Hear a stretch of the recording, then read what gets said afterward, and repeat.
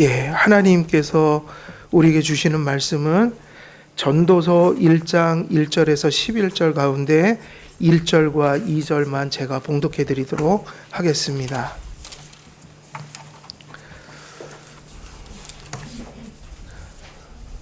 전도서 1장 1절에서 2절까지 제가 봉독해 드리도록 하겠습니다.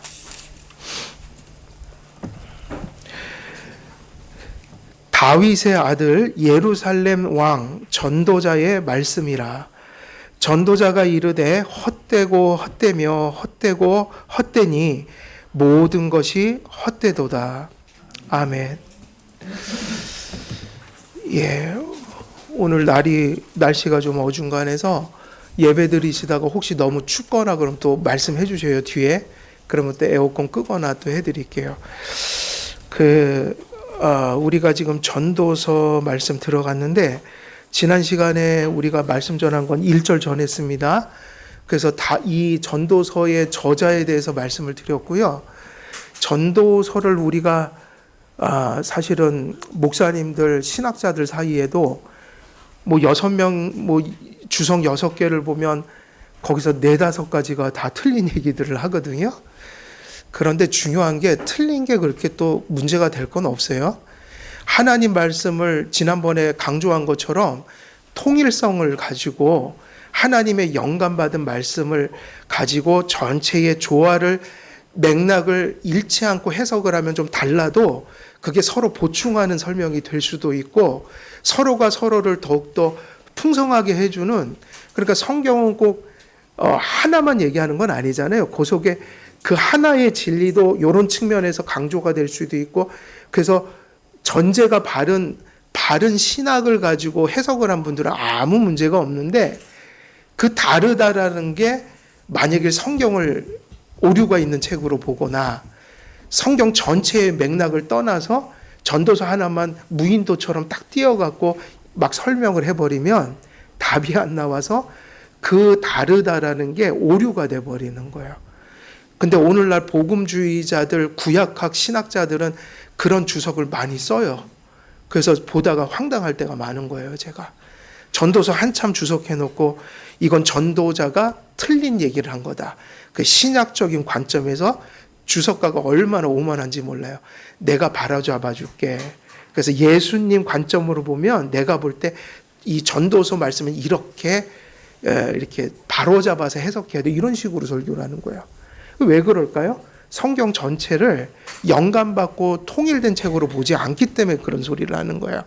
그러니까는 틀린 것이 틀리지 않을 수도 있지만 다른 것이 문제가 될 수 있는 거예요. 그렇지만 바른 전제 속에서 우리가 다 이렇게 신앙서적도 같은 말씀이지만 조금씩 관점이 다르잖아요. 이걸 강조하면 그걸 더 얘기하고, 그리고 어떤 면에서는 그 안에는 2, 3가지 이렇게 의미들이 다 흘러갈 수 있어요. 그러니까 그런 것이 틀리더라도 도움이 되는 틀림이 될 수 있고, 틀리지만 서로가 이렇게 충돌하는 틀림이 될 수 있어요. 근데 전도서는 똑바로 읽지 않으면 그런 얘기를 하는 사람들이 너무 많기 때문에 지난 시간에는 서론적으로 그 얘기를 되게 강조한 거고, 이제 우리는 본론으로 들어가야 돼요. 그래서 우리는 이 저자를 일단은 누구라고 보고 가는 거예요? 가장 전통적인 견해고 가장 보수적인 견해이긴 해요. 물론 솔로몬이 아니라고 한다고 해서 또 다 틀린 건 아니에요. 그럴 수도 있겠죠. 어쨌든 근데 이런 혼란은 왜 오냐면 여기 없으니까요. 성경 본문에 밝히질 않았잖아요. 근데 가장 가능성이 많은 게 솔로몬이다. 그 정도 얘기하면 되겠죠. 그래서 이 솔로몬을 코헬렛이라고 하는데, 이 코헬렛이 결국 지난 시간에 다 설명했으니까 뭘 전하려고 하느냐 말이에요. 2절에는 뭐가 나와 있다고요? 주제가. 하고자 하는 말에 논지가 나와 있는 거예요. 논문 같으면 논지. 떼지즈, 그러니까 떼지스라고 그러죠. 그 논지라고 한다. 딱 전체 이렇게 무슨 얘기를 하고자 하는데, 성경 전체를 보면 사실은 믿음을 얘기하는 거 아니겠어요? 복음을 얘기하는 거 아니겠어요? 그런데 어떤 상황 속에서 지금 말을 그걸 설명하냐면 헛됨이라는 것 속에서 지금 복음을 설명하고자 하는 거예요. 헛됨을 얘기하는 이유는 그래서 전도서는 잘못 읽으면 허무주의에 빠지는 거예요. 예를 들면 일하는 것도 허무하고 먹는 것도 허무하고 사는 것도 허무하고 착한 일을 하는 것도 허무하니까 근데 그 얘기하는 게 아니다. 그래서 그 자유주의자들은 그렇게 얘기한다고요. 전도서는 오류가 있다. 왜 그러냐? 우리가 사는 것이 여기서는 또 헛되다고 하면서 또 어디로 가면은 또 뭐라고 그래요? 노동하는 것이 유익하다고 그런다고요. 서로 충돌되는 말을 같이 해요. 왜 그러냐면요.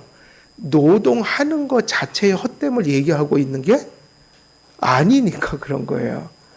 이 전도서를 잘못 이해하면 아니 일하면 뭐하고 뭐 착한 일하면 뭐하고 책 읽으면 뭐하고 뭐해? 아니 결론은 다 뭐 어차피 죽는다는 얘기 아니야? 허무하다는 거 아니야? 그러면은 당연히 어디로 가야 돼요? 그래서 이 얘기를 잘못 읽으면 세 가지에 빠진다는 거예요. 허무주의. 근데 허무주의가 아니라고 생각하는 사람은 어디로 갈까요? 쾌락주의. 그냥 허무하다고 그랬으니까 대안이 없으니까 그러면은 조금이라도 숨쉬고 살아갈 때 하고 싶은 거 막 내 마음대로 하고 사는 게 좋지. 어차피 죽는데 쾌락주의에 빠진다. 그리고 몇 가지가 또 있는데 그건 나중에 나올 거니까요. 다 오류예요. 아니 세상을 누가 지으셨죠? 하나님이 지으신 것 중에 악한 게 있나요? 있어요, 없어요? 그 나사로에 반대된 그 부자가 지옥 갔잖아요. 거기서 뭐 한 방울만 달라고 그랬죠? 지옥에서 물이 얼마나 귀하고 선한 건데요. 근데 지옥에는 물 한 방울도 가요, 안 가요? 갈 수 없어요. 왜죠? 물은 선한 건데 어떻게 지옥에 그게 존재할 수 있어요? 여러분, 지옥은요, 성경에 이미 다 충분히 설명해 놨어요. 이 정도면 충분한 거예요. 지옥에는 뭐 한 방울도 허락이 안 돼요? 물이요. 왜냐? 물은 존재해요. H2O라는 하나님이 만드신 엄청난 존재예요. 물이 얼마나 선한 건데요. 그래서 하나님이 좋았더라 그랬죠. 세상을 지으시고. 지옥에는 뭐가 있을 수 없다고요? 물도요. 근데 물도 없는데 어느 정도 없냐면 한 방울도 허락이 안 돼요. 왜? 지옥은요, 선한 것이 있을 수가 없어요. 왜냐? 누구와 완전히 단절된 곳이기 때문이에요. 근데 여러분, 물이 악한 게 아니라, 물이 허무한 게 아니라요, 이런 것을 얘기하면서 허무하다고 그런 거는 전도자가 궁극적으로 왜 이것이 허무해졌는지를 얘기하는 거예요. 이거 자체에서 온 게 아니란 말이에요. 그래서 전도서는 잘 해석하면 참 쉬운 책이고 성경 전체를 통해서 바라보면 답이 있고 근데 그런 하나님이 주신 해석학을 버리면 모순이 되고 그저 읽는 것 자체가 허무해지는 그런 책이 돼버리는 거예요. 그래서 주제가 뭐냐면 헛됨이라고 지금 얘기하고 있으니 성경대로 얘기해야 되잖아요. 분명히 전도서는 헛됨을 얘기하고 있어요. 헛됨. 근데 헛됨이라는 건 번역을 한 거죠. 그죠? 원래 이 헛됨은 무슨 말로 되어 있어요? 히브리어로 되어 있잖아요. 그럼 그거를 이제 세월이 흐르면서 영어로 번역해냈고 우리는 또 받아서 한글로 번역했으니까 또 그 한글로 번역된 건 원어로 가서 해석을 해줘야 돼요? 안 해줘야 돼요? 해줄 필요가 있는 거죠? 번역된 게 잘못됐다는 얘기가 아니라 번역은 원어에서 왔으니까 그것은 한번 풀어줘야 되는 거예요. 이해되시죠? 그래서 우리는 이걸 허무라고 표현했지만 헛됨이라는 건 단지 우리말의 허무가 아니에요. 그래서 우리 한국 사람 조심해야 되는 게 우리는 이런 헛됨이라는 말을 들을 때 또 서양 사람이 다르고 동양 사람이 다르고, 동양 사람들 중에 또 우리는 무슨 문화가 있어요? 한이라는 게 있어요. 한국 사람은요. 한국 사람들의 영화를 보면요, 절대로 다른 나라 사람들이 흉내내지 못하는 정서가 있어요. 그거 사실이에요. 이 한이라는 정서는 중국 사람에게 없어요. 이 한이라는 정서는 일본 사람에게 있지 않아요. 독특하게 한국 사람에게만 있어요. 그래서 제가 신학교를 가고 성경을 깨달아가면서 그런 게 다 성화고 회개거든요. 또 회개한 적이 있어요. 죄를 하나님한테 회개한다고 그랬지만 성경에서 하나님이 가르쳐준 그런 정서가 아니라, 저는 회개를 우리 한국 사람으로 태어나는 바람에 한풀이처럼 했던 적이 너무 많다. 성경이 얘기하는 회개는 한풀이가 아니에요. 되게 다른 개념이에요. 그래서 한국 사람은 막 그냥 통곡하고 막 눈물 흘리고, 그 한이라는 게 이렇게 발현이 안 되면 회개 안 한 것 같은 거예요. 근데 회개는 한이 아니라 변화고 고침이고 변혁이고 기쁨이에요. 하나님께 돌아간다는 의미가 회개란 말이에요. 근데 한국 사람들은 집회를 해도 뭐를 느끼고 싶은 거예요? 그냥 한풀이 하듯이 그런 정서를 요구하는 거예요. 성경의 애통은 한이 아니라고요. 그 서편체에 나오는 그런데 담아 나온 이 한국인의 정서. 오히려 기도했어요. 이런 한 맺힌 그런 정서가 성경에는 좀 마이너스가 될 확률이 높다. 예. 우리는 성경적인 사람이 돼야 되지 그런 정서에 끌려가면 안 돼요. 그래서 헛됨이라는 것이 헛됨이라고 해석이 되긴 했지만, 그 헛됨이라는 걸 왜 얘기하는지. 어제 우리가 인간의 본성의 사중상태 성경 공부했잖아요. 이게 하이델베르크하고 연결되죠? 또 전도서하고도 연결이 돼요. 그게 무슨 얘기냐면요, 여러분, 복음을 이해하기 위해서 무슨 얘기를 먼저 해요? 모든 교회가, 개혁주의자들이 언제나 복음을 먼저 얘기 안 하고 죄를 먼저 얘기하잖아요. 그러니까 죄를 못 깨달으면 예수가 필요 없게 돼요. 중요한 얘기죠? 죄론이 잘못되면 예수를 잘못 이해하게 돼요.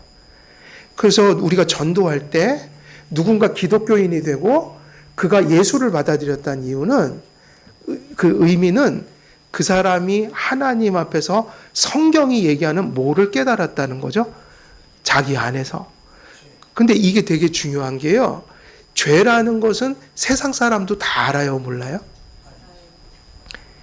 그래서 세상 사람들도 죄를 얘기하고 도덕을 얘기하는데, 우리가 얘기하는 도덕은 세상 사람들의 도덕이 아니에요. 세상 사람들은 그저 살인 안 하고 도둑질 안 하고 그냥 허 그러면서 살면, 사람들이 법 없어도 살 사람이다 그러면 나는 예수가 필요 없는데. 근데 그게 무슨 얘기냐면, 절대로 불신자들은 죄를 하나님의 수준에서 보지 못해요. 하나님의 수준에서 보지 못한다는 건 성경과 교리가 가르치는 죄를 이해하지 못한다는 거예요. 구원을 받으려면 죄를 깨달아야 돼요. 그래서 여러분, 중요한 교리가 무슨 교리라고 그랬어요? 원죄교리. 원죄교리는 내가 욕하고 살인하고 이런 거하고 직접적으로 다 설명이 안 되는 거예요. 엄청나게 착하게 사는데 원죄로 따지면 똑같은 죄인이란 말이에요.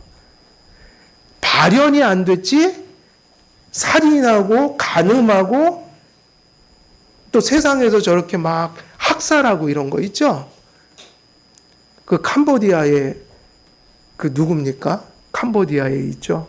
그 지도자, 그 킬링필드 나오는 그 지도자. 그냥 얼마나 학살을 많이 했어요. 그냥 해골 무덤을 만들어 버렸잖아요. 그 캄보디아를. 킬링필드 보면은. 그게 어디서 나왔냐면 원죄에서 나온 거예요. 인간은 누구나 그렇게 바뀔 수 있어요, 없어요? 있다고요. 그나마 우리는 일반 은총을 많이 받아갖고 저 세상 사람 안 믿는 사람들 중에서 착한 사람이 있을 뿐이에요. 그러나 그런 못된 짓들은 똑같은 동일한 본질이 같은 원죄에서 여러 가지 요인들을 인하여 밖으로 나온 거지, 그거는 누구는 있고 누구는 없는 게 아니라 우리 속에 있는 건데, 그래서 숨 쉬고 있는 게 죄인 거예요. 예수 안 믿고. 그러면 여러분, 성경이 얘기하는 원죄가 뭔지, 자범죄가 뭔지, 우리는 왜 단지 행한 것만 죄라고 얘기하지 않고 죄의 셈이 이 안에 들어있다고 얘기하는지, 그래서 우리가 어떤 것을 구체적으로 잘못을 안 해도 우리는 언제나 하나님 앞에 나오면 지배력을 가진 죄를 가지고 있든지 아니면 거듭나서 여죄를 가지고 있든지 행동과 상관없이 죄인으로 서 있다는 이유를 뼈저리게 느끼지 못하면 누가 필요 없게 되는 거예요? 예수가 별로 필요가 없죠. 왜요? 착하게 사니까요, 내가. 누구한테 대단한 일을 안 했거든요. 근데 우리는 그러지 않고요. 최고로 잘 살 때도 진정한 성경을 깨달은 성도는요, 주여, 죽을 때까지, 순간까지 나의 죄를 주의 용서로 덮으시고 그 하나님, 아직은 이룰 수 없는 그 목표에 조금이라도 다가갈 수 있도록 하나님 제게 거룩한 마음을 주옵소서 기도할 수밖에 없는 거야. 뭐를 깨닫지 못하면 복음을 모른다고요? 죄요. 전도는 예수를 전하는 건데 죄를 깨닫게 해야지 예수를 받아요. 믿는 자도 똑같습니다. 믿는 자는 구원을 받았으니까 구원받으려고 그러는 게 아니라 내가 여죄를 가졌다고 인식하는 자가 죽을 때까지 성화돼야 된다는 간절한 소원을 가질 거 아니에요. 그러니까 죄를 모르면 구원도 못 받을 뿐더러 성도가 죄를 모르면 성화의 필요성이 없어지는 거예요. 이 정도 살면 됐지 뭘 더 어떻게 하라고 그래? 뭐 이런 생각을 갖게 되는 거예요. 그러니까 누구하고 비교하고 사는 거예요? 다른 성도들하고. 저 성도들보단 나는 낫잖아. 아니요. 하나님은 상대평가를 안 하셔요. 절대평가를 하니까 적어도 주님께 부름받은 자들은 다 뭐가 될 필요성이 있는 거예요? 성화요. 영화가 안 됐잖아요. 죽을 때까지 늘 주님을 닮아야지. 죽을 때까지 배워야지. 은혜를 구해야지. 받은 은혜로 내가 하나님과 이웃들과 교우들에게 참 이렇게 정말 은혜 속에서 노력하면서 믿음에 참 애쓰는 싸움을 싸워야지. 이러고 겸손하게 가는 거예요. 근데 지금 비슷한 얘기인데 헛됨이 주제로 다 부각이 됐어요. 헛됨. 근데 헛됨은 허무주의로 살게 하려고 이걸 얘기한 게 아니라 허무가 어디로부터 왔는지를 알게 하는 거예요. 왜 세상은 이렇게 허무하게 보이는가? 근데 세상 사람도 그건 많이 연구해놨어요? 안 해놨어요? 그 종교가 존재해요? 여러분 적어도 세상적인 허무는 저기 불교의 그 사찰에 가면 스님들한테 많이 배우실 수 있어요. 무슨 얘기냐? 일반적인 허무함, 세상의 헛됨. 이게 성경은 종교의 책이 아니에요. 구원의 책이지. 그래서 헛됨을 얘기할 때 왜 얘기했는가? 어디로부터 왜 그것이 왔는가? 하고 싶은 얘기는 뭐죠? 왜 열심히 전도할 때 네가 죄인이라는 걸 그렇게 가르쳐주고 싶은 거예요? 예수의 필요성을 알게 하기 위해서. 부정적인 게 아니라 긍정적인 거예요. 은혜를 붙들도록 하려고. 그 전도할 때 제일 기쁜 게 뭔지 아세요? 그냥 예수 그러면 저 오늘부터 등록할래요 이러면요 불안해요. 전도를 했는데 뭐 가르쳐 주지도 않은데 갑자기 저기 예수님이 너무 좋아 보이는데요. 근데 죄인인 걸 아세요? 그러니까 얘기 들어보면 성경적인 얘기 하나도 모르고 세상적인 죄 하면서 그러면 불안해지는 거예요. 그 얘기 들을 때 막 하늘을 나는 기분이에요. 솔직히 전도 해봤거든요. 그죠? 해보셨잖아요. 제가 스스로 구원받을 수 없는 정말 무능한 죄인입니다. 그 얘기 듣고 싶어서 전도하는 거라고요. 근데 그 죄에 절망한 것을 즐거워하는 게 아니라 무슨 얘기 듣고 싶은 거예요? 그래서 이제 깨달았어요. 예수님 믿으면 구원받는다는 것을. 예수님밖에는 의지할 것이 없다는 것을 제가 이제 알아요. 그러면 우리 세례교육 받읍시다. 이게 참 중요해요. 복음의 전제가 죄론이에요. 그래서 성경은 무엇으로부터 구원했다고 그래요? 죄로부터 구원하셨다. 이게 세상 종교가 얘기하는 구원과 사뭇 다른 얘기들이에요. 불교도 죄를 얘기하지만 이런 구원이 아니에요. 여러분, 사도 바울이 믿음의 초보를 벗어버려야지 잘한다고 했어요. 뭐를 벗어야 된다고요? 맨날 젖만 먹지 말고 뭐를 먹어라? 단단한 식물. 단단한 식물은 뭐죠? 맨날 구원의 초보가 아니라 이게 불안정하면 맨날 걸로 가야 되잖아요. 또 이해가 안 되고 또 그것이 제대로 안 돼 있으니까 또다시 글로 돌아가서 생각하고. 그게 아니라 그건 좀 끝내고 이제는 구원이 확고하니까 어떻게 하나님을 대하고 예배하고 어떻게 이웃을 대하고 어떻게 교회를 세워가고 어떻게 살아갈 것인가. 그게 뭐냐면 단단한 식물. 그러니까 왜 자꾸 초보로 돌아가시는지 아세요? 그 초보가 뭐냐면요. 죄의 얘기인 거예요. 아주 기초. 네가 어떤 존재냐? 그 예수님이 왜 오셨냐? 그래서 주님이 죽으셨다. 결론, 내 안에 답이 없고 예수님을 믿어야 돼요.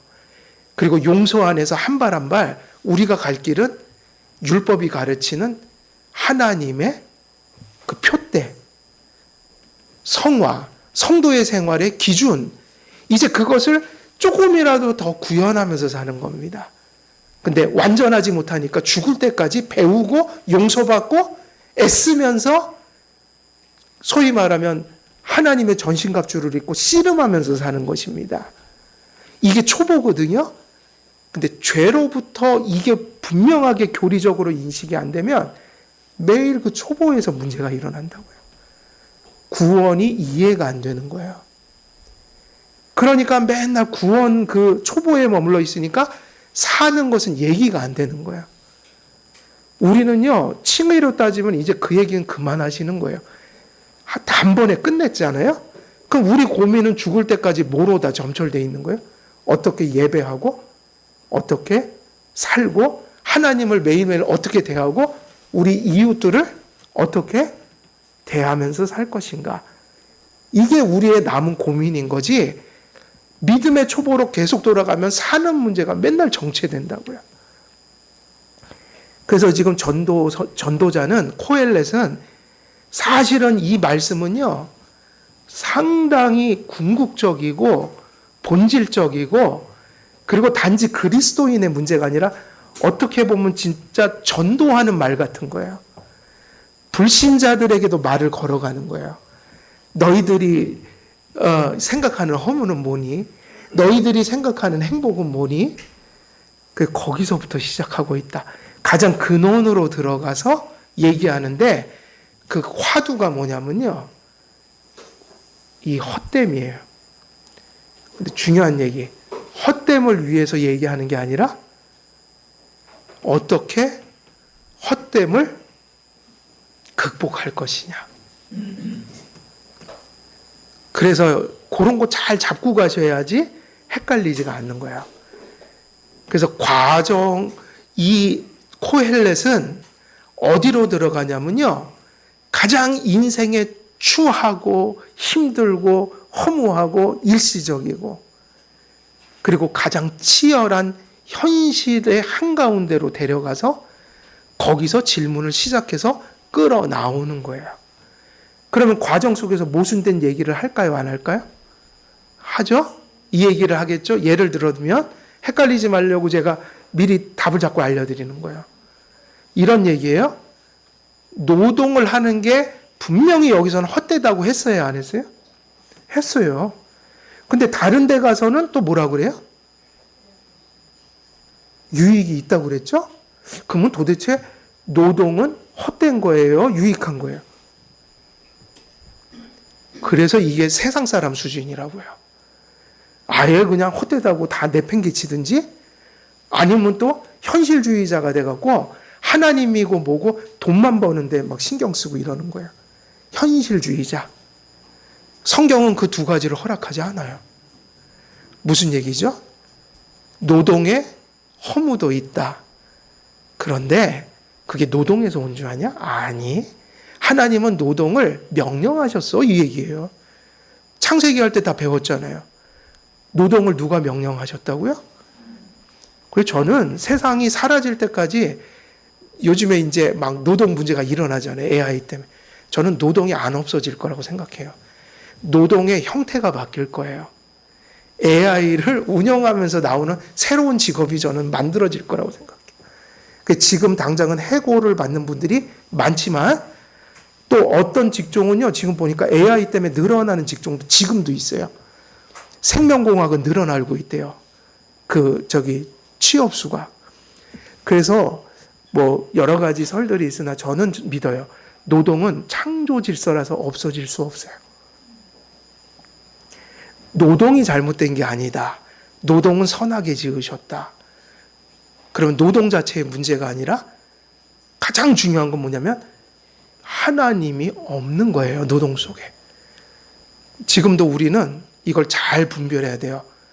노동은 죄가 아니에요. 노동이 허무한 게 아니에요. 그래서 노동을 버리면 안 돼요. 그죠? 만약 AI 때문에 노동이 자꾸 피폐해져가 우린 투쟁해야 돼요. 인간이 할 일을 남겨놓으라고. 세상에 오면 싸워야 돼요. 무조건 받아들이면 안 돼요. 안 그래요? 솔직히 말하면 바른 가치로 해서 얼마나 많이 전쟁도 하고 죽기도 하고 그랬잖아요. 몰라요. 그런 세상에 오면 싸워야 돼요. 노동은 하나님의 모기 때문에요. 명령이요. 그렇다고 노동을 현실주의가 되면 이렇죠? 노동이 전부야. 나는 하나님이고 예배고 뭐 사랑관계고 필요 없어. 사회생활만 잘하면 돼. 그럼 그 사람은 이미 노동이 뭐가 된 거예요? 우상이 된 거예요. 그걸 뭐라고 하죠? 현실주의자. 우리는요, 그게 누가 갖는 생각이라고요? 예수를 모르는 사람들. 근데 안타깝게도 교회 안에도 그런 사람들이 있다니까요. 수많은 교회들에서 노동관을 바르게 가르치질 않은 거예요. 성경이 얘기하는 노동. 그리고 많은 사람들이 노동에 대해서 회의를 품거나 또 어때요? 노동을 우상처럼 여기는 거예요. 하나님의 가치를 실현하는 수단이 아니라 창조 질서가 아니라 그럼 그런 게 누가 가지고 있다고요? 하나님 없는 사람들. 근데 안타깝게도 이런 세상 풍조가 교회에서 노동관을 바르게 안 가르치면 이 교회 속에도 존재할 수 있게 돼요. 그래서 무슨 얘기를 하는 거예요? 노동의 문제가 있는 게 아니라 현실한 가운데 가서 두 개 다 말하는 거예요. 노동은 헛된 거야. 아니 그렇다고 노동이 모든 걸 다 줄 수 있는 것 같아? 뭐 그렇게 하면은 노동은 어떤 면에서는 계속 유익도 있지만 헛됨도 있고 노동 자체로는 답이 없는 거예요. 이 모순 속에서 막 헷갈려지는 거예요. 그게 뭐냐면 불신자의 사고인 거예요. 근데 성도들은요, 답을 가지고 있어야 돼요? 안 가지고 있어야 돼요? 가지고 있으니까 이렇게 얘기하죠. 노동은 하나님이 지으셨으나 아담 안에서 타락해버렸고 그 타락이 우리에게 헛됨을 가져오지만 그 노동이 영원한 가치를 가질 수 있는 방법이 있어. 예수를 모시고 이 땅에서의 노동이 저 하늘 천국 생활로 가는 데 있어서 연결되는 그리고 씨앗이 되는 그리고 영원한 가치를 부여받는 그런 노동이 되려면 예수를 모셔야 해. 노동은 모든 걸 상실해서 영원성을 상실해 버렸지만 예수를 모시면 그 여기서의 짧은 생애에서 했던 노동들이 천국 생활로 이어지게 될 거야.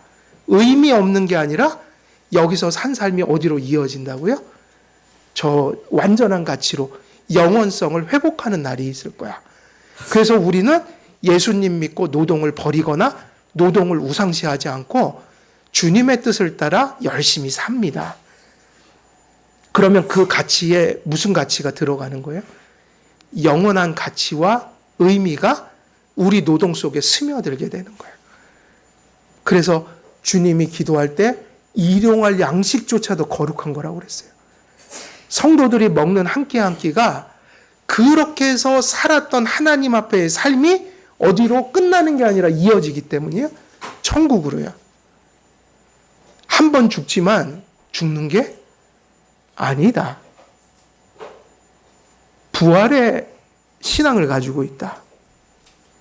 그러니까 허무라는 것을 출발점으로 삼고 있어요. 그래서 그것을 성경적인 의미로 현실 한가운데 데려가서 하나하나 풀어가고 있는 거야. 그러니까 과정 속에는 모순이 드러나요. 무슨 얘기를 해요? 노동이 좋다고도 하지만 어떻다고도 얘기해요? 허무하다고도 얘기해요. 이렇게 하면 답이 없는 거야. 전도자는 이 얘기를 왜 했냐면 세상에서 살아가는 너희들에게 이 두 가지가 다 사실인데 너희들은 이걸 풀어낼 수가 없어. 그래서 우리 손을 잡고 어디로 지금 데려가고 있는 거예요? 현실 한 가운데로. 그리고 그 안에서 궁극적인 데로 데려가서 문제를 하나하나 풀어내고 있다. 그래서 이 중요하죠. 복음을 죄에 대한 인식에서 인식하는 것처럼 이 전도서의 구약의 복음이겠죠. 이 구약의 복음도 어디서부터 출발하고 있다고요? 좀 스케일이 커진 거예요. 죄의 영향력을 온 세상의 현실 삶으로 끌어온 거예요. 그래서 하나님 안 모시면 이런 세상의 한계를 넘어갈 수가 없는 거예요. 성도들은 그래서 한마디로 얘기하면 영원성을 회복한 거라고요. 일시성으로 끝날 것이 우리는 부활이 된 거예요. 그래서 뭐를 우리가 받았다고 해요? 그냥 생명을 받은 게 아니라 이걸 반드시 얘기해야 돼요. 영생. 여러분 영생을 나중에 받을 거로 생각하면 여러분 성경을 잘못 읽은 거예요. 영생은 지금 들어왔어요? 안 들어왔어요? 한 번 죽지만 부활할 거란 말이에요. 그러니까 영생은 이터널 라이프예요. 지금 받은 생명은 절대로 소멸될 수가 없어요. 한 번 죽지만 부활한단 말이에요. 영원성이 들어왔어요? 안 들어왔어요? 여러분은 일시적 존재가 아니라 천국 가서 영원히 살 존재란 말이에요. 그래서 여러분, 우리는 죽음을 두려워하면 안 돼요. 우리는 이제 이런 의미에서 전도자가 뭐라고 얘기하냐면 아주 강렬하게 얘기해요. 헛되고 헛되며 헛되고 헛되니 모든 것이 어떻다고요? 이거 되게 중요합니다. 죄를 세상적인 수준에서 보면 안 되고 하나님 수준에서 보면 우리가 전적 타락을 했고 자범죄, 드러난 것만이 아니라 원죄를 가지고 있다. 지배력을 발휘하던 죄가 죽었고 거듭나서 이제 여죄가 남아있는데 언젠가는 끝내버릴 것이다. 이 의식이 성화를 가져오게 된다. 근데 전도자는요, 세상 사람의 방식으로, 세상 사람의 수준으로 허물을 얘기하고 있지 않다. 그래서 성도들이 힘들 때 다 여기 포함되는 거잖아요. 여기에. 엄밀히 얘기하면 사는 거 참 허무하네. 사는 거 참 묘하네. 뭐 이런 생각이 들 때 세상 수준으로 그거를 해석하면 그 고난 속에서 나올 길이 없어요. 그래서 사실은 이런 우리가 살아가면서 겪는 고난은 궁극에 가서는 죽음이란 말이에요. 결국 무슨 문제도 세상처럼 바라보면 안 돼요? 죽음도요. 우린 기독교적인 관념을 가져야 돼요. 그래서 사람들이 전도서를 어려워하는 거예요. 사실은 바르게 성경 해석을 하면 어려운 게 아닌데 무진장 그 바르지 못한 신학자들이 전도서를 더 어렵게 만들어 놨어요. 주석을 읽으면 더 헷갈린 거예요. 왜냐하면 전도서가 무슨 주의로 가득 찬 책처럼 느끼기 때문이에요. 허무주의로. 그래서 이미 전도서를 이렇게 이해했다면 그분은 성경을 잘못 읽으셨습니다. 이걸 이제 바꿔야 되는 거예요. 그러므로 전도서가 다른 성경과 조화될 수 없는 책인 것처럼 해석하는 사람들도 있습니다. 그러나 전도서는 허무주의를 가르치지 않아요. 오히려 하나님께서 창조하신 세계의 목적과 죄로 시작된 인간의 비참으로부터 구원을 전하는 하나님의 말씀이며 다른 성경의 책들과 동일하게 본질적으로 무슨 언약의 책이죠? 은혜 언약. 이 은혜 언약을 어디서 푼 거예요? 허무하고 아주 이루 말할 수 없는 허무 속에 있는 현실로부터 이 은혜 언약을 얘기하고자 한다. 이게 왜 솔로몬이냐면요. 솔로몬은요, 좋은 것, 나쁜 것, 선한 것, 거룩한 것, 퇴폐적인 것 다 경험한 사람. 달리 표현하면 이 사람은 쓰디 쓴 잔을 정말 많이 마셔보고 하는 얘기예요. 이렇게 살면 안 돼. 세상적인 것도 누릴 만큼 다 누려봤잖아요. 그래서 약간 객관적 평가를 해요. 약간 객관적 평가를 할 수 있는 어느 누구보다도 전도서를 썼을 확률이 높은 사람이다. 그래서 헤벨은 인생의 문제와 위기의 답을 주고자 하는 문제 제기와 같아요. 이 헛됨을 강렬하게 얘기하고 있는 건 문제를 제기하는 거다. 근데 이 문제를 모르는 사람은 없는데 하나님의 시각에서 보는 사람은 너무 없다. 그래서 이거를 누구의 눈으로 보자? 하나님 눈으로 보자. 그래서 엄밀히 얘기하면 이 문제 제기는 대안을 얘기하기 위해서 지금 던져놓는 배경이 되는 거예요. 분명 헤벨은 타락한 세상 속에서 살아가는 인생이라는 수수께끼를 풀어내는 데 있어서 중요한 퍼즐 조각임에 틀림없어요. 그 전도서는 어떻게 풀어가냐면 조각 맞추듯이 이렇게 수수께끼를 내고 하나하나 또 풀어가는 거예요. 근데 뭐가 중요하냐면 이 과정이 너무 중요한 거예요. 과정을 모르고 답만 알면 적용이 안 돼요. 과정이 너무 중요해요. 우리 에베소서 마쳤는데 에베소서 부분 하나 딱 던져주고 적용하세요. 그럼 너무 힘들어요. 에베소서 1장부터 6장까지 다 보고 얘기해야 돼요. 그래서 강해 설교의 강점은 성경의 맥락을 따라서 성경을 배워가는 거예요. 그래서 또한 전도서는 뭐가 있는 것처럼 보이는 책이라고요? 모순. 답으로 갈 때까지는 이 얘기도 하고 저 얘기도 하고 이 측면도 얘기하고 저 측면도 얘기한다. 이게 다 합쳐져야 뭐가 나오는 거예요? 정답이 나온다. 한 책 안에 서로 상반된 명제를 표현하기도 합니다. 심지어 성경 전체에서 핵심적인 내용들과 충돌하는 것 같은 진술들도 보입니다. 그 대표적인 게 노동은 헛된 것이냐 유익한 것이냐. 전도자는 두 개 다 얘기하거든요. 전도서에는 반어법과 역설들이 엄청나게 많이 나와요. 어떤 때는 설명 없이 상반된 내용을 열거하기도 합니다.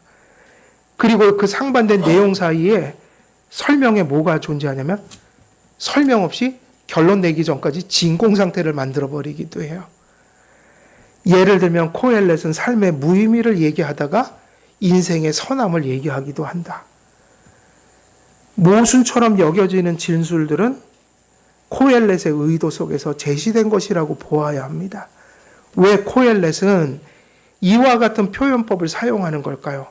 전도서는 특별히 현실을 직시하도록 만들어요. 그러면 왜 이런 식으로 가져가죠? 그러면 우리 현실이 사실 그렇게 혼란스러워요? 안 혼란스러워요? 혼란스럽단 말이에요. 답이 사실 없어요. 여러분 이거 잘 아셔야 됩니다. 현실적인 답은 있다 없다? 그러니까 이게 되게 어리석은 일이에요. 여러분이 살다 가족 간에 문제가 생겼다. 되게 구체적인 것들이죠. 뭐 살다가 여러 가지 문제들이 올 수 있잖아요. 그거는 하나님의 말씀에 비추어서 대처해야 될 문제지, 현실은 하나하나 핀셋으로 이렇게 답을 내는 그런 게 존재할 수가 없어요. 없다고요. 근데 그런 답을 원하는 분이 너무 많아요. 근데 그게 어리석은 거라고요. 그래갖고 온통 모든 관심과 염려와 불안이 어디에다 몰려 있어요? 그 현실을 어떻게 핀셋처럼 해결할까? 자기한테도 그러고 자식한테도 그러고 부모한테도 그래요. 그러면 여러분, 믿음을 가진 사람은 그게 답이 있다고 생각할까요? 없다고 생각할까요? 핀셋처럼 해결할 답이 없으니까 우린 누굴 의지해서 가는 거예요? 하나님이요. 그래서 욥기의 결론이 그거잖아요. 니는 하나님도 모르고 세상도 모르고 아무것도 몰라. 네가 알아서 산 게 아니라 내가 너를 사랑으로 섭리했기 때문에 산 거야. 우리는 이 믿음으로 그 엄청난 복잡한 현실을 불을 지나듯 지나는 거지, 그거를 이렇게 해결하고 하는 게 아니라고요. 근데 놀랍게도 많은 사람들이 교회가 핀셋처럼 그런 답을 주려고 엄청나게 노력을 해요. 잘못된 방향이에요. 그래서 우리를 어디로 끌고 들어가요? 현실의 복잡함 속에 들어가서 그 과정을 다 보여주면서 무엇으로 답을 낼지가 뭐였냐면, 수많은 얘기를 했잖아요. 관계, 노동, 뭐 죽음과 삶, 쾌락 다 얘기했는데 답이 누구를 기억하라고 한 거예요? 너의 창조자를 기억해라. 핀셋처럼 점쟁이처럼 그걸 풀어가려고 하지 말고 주님을 의지해서 맞으면서 그 강을 물 흐르듯이 믿음 속에서 이렇게 흘러가는 게 답이다. 어느 정도까지 지혜의 성숙도가 현실적인 문제를 더 잘 대처하도록 만들지만 현실 속에는 사실은 정답은 없는 거예요. 그래서 교회에서 문제가 발생하면 세상적인 것으로 따지고 들은 게 아니라 성경이 무엇을 얘기하는가를 성도들이 같이 고민하면서 그것을 풀도록 같이 답을 찾아가야 되는 거예요. 세상적인 지혜, 인간의 지혜, 그리고 도덕이더라도 그게 기독교 윤리가 돼야지, 세상적인 도덕이 되면 교회의 문제는 해결되지를 않는 거예요. 그래서 전도서는 바로 이런 이유로 인해서 이런 구조를 갖는데 우리를 어디 한가운데 혼돈 속에 같이 끌고 들어가는 거예요. 현실이요. 그래서 아주 원색적인 질문을 던지면서 그것을 풀어가는 오류들을 스스로 보게 하고, 그리고 점점 어디로 가냐면 성경적인 답으로 우리를 이끌어가는 거다. 그래서 전도서는 다른 모든 성경의 책들과 외형적이고 뭐 이런 부분에 있어서는 분명히 독특한 면이 있지만 성경 전체의 본질을 떠나지 않고 은혜의 언약을 떠나지 않는 동일한 복음을 전하는 중요한 책인 거예요. 전도서는 타락한 세상과 인생의 현실을 직시하게 만들어요. 그래서 오늘날 더군다나 하나님을 떠난 세상을 우리가 살고 있고, 심지어는 세상은 도덕도 형편이 없어졌어요. 인생을 살아가는 철학과 지혜는 온데간데 없고 오직 뭐만 남았냐면 현실주의만 남아있다고요. 그래서 젊은이들이 지금 헤매요. 지금 젊은이들의 특징은 두 가지예요. 아예 노동을 하는 것을 포기해버리고 그냥 막 의욕을 잃고 들어 누워 있어요. 근데 또 절반의 젊은이들은 얼마나 현실적인지, 뭐 사랑, 정의, 도덕 뭐 이런 게 없고 오로지 뭐예요? 현실주의. 어떻게든지 포스 싸서, 그죠? 뭐 이렇게 좋은 직장 들어서 돈을 많이 벌고. 그러니까 아까 얘기했던 거 똑같죠? 한쪽은 아이고 뭐 사는 게 의미가 없네. 그리고 자포자기하고 살거나, 또 좀 열심히 사는 사람 보면 철학이 바르게 돼 있질 않고 물질주의, 성공주의, 아주 원색적인 현실주의만 남아서 그렇게 현실주의일 수가 없어요. 근데 이게 답이라고 그랬어요? 안 그랬어요? 이 두 가지는 아니란 말이에요. 답은 뭐예요? 열심히 살면서 그게 우상이 되지 않는 거. 그러니 그 과정으로 가는 건 그걸 깨우치는 거란 말이에요. 그래서 전도서는 타락한 세상과 인생의 현실을 직시하게 만들어요. 코엘렛은 현실에 어디서 이 말씀을 봐야 돼요? 한가운데요. 그 전도서를 보면 현실이 뭔지를 많이 배우게 돼요. 우리가 사는 현실이 하나님 딱 빼고 나면 이런 게 진짜 현실이구나. 그리고 또 뭘 보셔야 돼요? 근데 하나님이 여기 딱 계시면 현실은 버릴 것이 아니라 이렇게 가야 되는구나. 그래서 현실에 어디서 이 말씀을 읽어야 된다고요? 현실을 떠나서 참 이 뭔가 이게 무슨 그걸 뭐라 추상적인 생각을 하면 안 되고 현실의 한 가운데서 현실에 어디로 들어가냐면 시면으로 들어가서 궁극적인 문제를 봐야 되니까 이건 누구에게만 주어지는 지식일까요? 예수 없는 자들은 몰라요. 하나님을 모신 자들만 얘기할 수 있는. 아까 그 얘기 했잖아요. 죄도 얘기한다고 해서 똑같은 게 아니라고요. 세상 사람들이 생각하는 죄가 있고 성경 속에서 보는 죄가 따로 있다. 이 시면 속으로 우리를 끌고 들어가니 이것을 우리가 목적을 성취하고 나오는 게 전도서의 목적이다. 죄도 현실로 주어져 있고 구원도 어디 속에서 구현되는 거예요? 죄도 현실에서 벌어지는 일이지만 구원도 현실 속에서 구현되는 거예요. 그죠? 그래서 기독교인은 현실 도피자거나 현실 부정자가 아니라 현실을 사랑합니다. 근데 그걸 바르게 가져가요. 하나님의 말씀이 뭐가 되지 않아야 돼요? 외식이요. 현실에서는 불신자처럼 살고 이게 가장 악한 거예요. 회사 가서는 불신자처럼 살고 또 가정에 가서는 불신자 같은 부모가 되고 자녀들도 집에 가면 불신자 같은 자녀들이 되고 그게 아니라 구원은요. 회사에서도 교회처럼 동일한 내용을 가지고 살아야 돼요. 가정에서도. 그래서 하나님의 말씀이 뭐가 되지 않아야 된다고요? 외식이요. 외식이 뭐냐면 교회 따로 회사 따로예요. 교회 따로 집 따로. 그러면 그게 무슨 얘기인가? 하나님 말씀이 그에게는 그저 추상적 개념이라는 거예요. 그래서 여러분들이 세상에서 스쳐가는 사람들 앞에서 잘 행동해야 돼요. 스쳐가는 사람들. 이게 택시 타고 갈 때 운전기사님, 식당 가면 그 가장 그곳에서 낮은 사람들, 점원들. 그죠? 그 세상에서 스쳐가면서 가는 이웃들 앞에서 누가 그 한가운데 계시다고 봐야 돼요? 하나님 다 보고 계신다. 칼뱅은 하나님을 아는 지식과 인간을 아는 지식이 엮어져서 하나가 된다고 했죠. 우리 이미 배웠잖아요. 하나님 앞에서 누굴 발견하지 못하면 안 돼요? 나예요, 인간. 하나님의 말씀은 하나님 앞에서 나를 발견하도록 하기 위해 주어진 거예요. 코엘렛이 모순적이고 충돌하는 것처럼 보이는 역설들을 통해 드러내고자 한 것은 죄가 인간과 세상에 가져온 어두운 현실이고 그것은 바로 우리가 만들어내고 있는 거야. 앞으로 AI 세상이 유토피아가 될 거냐 디스토피아가 될 거냐인데 우리는 유토피아 쓰면 안 돼요. AI가 만들어내는 건 새로운 문명일 뿐이지 유토피아가 될 수는 없어요.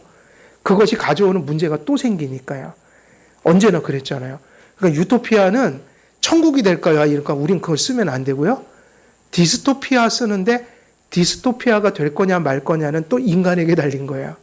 인간이 어떻게 그걸 관리할 거냐, 법을 어떻게 만들 거냐, 얼마나 절제할 거냐, 어떤 방향으로 사용할 거냐가 결국 만약에 AI를 통해서 지구가 망할 정도가 되면 그것도 누구 책임이에요? 인간이 악해서 가져오는 인간의 죄악이 그렇게 만들어내는 거니까 유토피아는 얘기하면 안 되고요. 디스토피아는 인간에게 또 달린 거다. 신앙과 도덕성에 달린 거다. 저는 그렇게 얘기하고 싶어요.